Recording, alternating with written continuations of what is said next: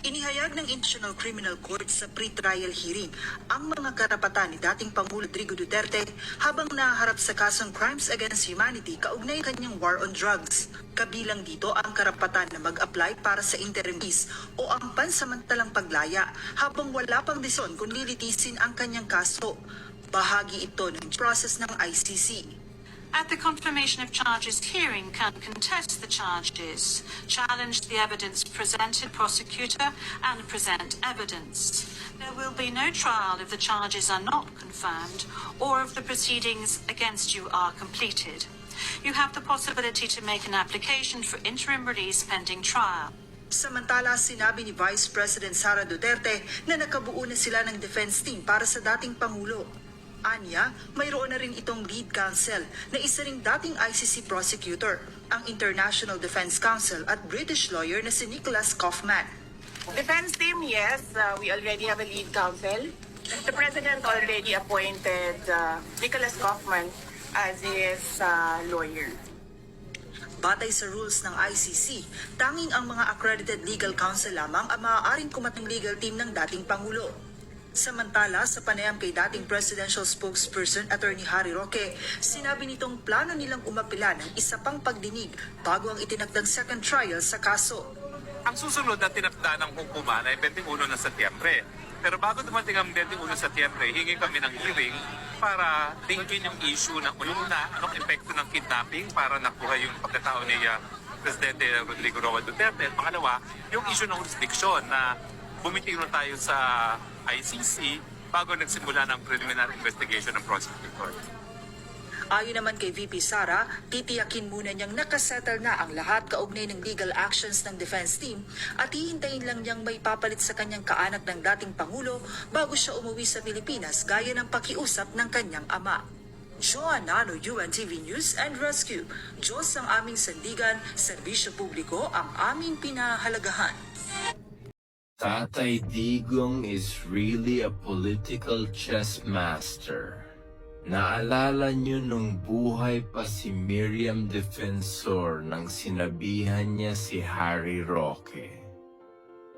Kahit anong mangyari, wag mo pababayaan, kaibigan ko. Si Miriam Defensor din ang nag-train at nag-mentor kay Roque. Apart from his other roles, Harry Roque is also an international lawyer. He studied law in Michigan, was a professor of law in Diliman, and earned his Master of Laws with Merit London.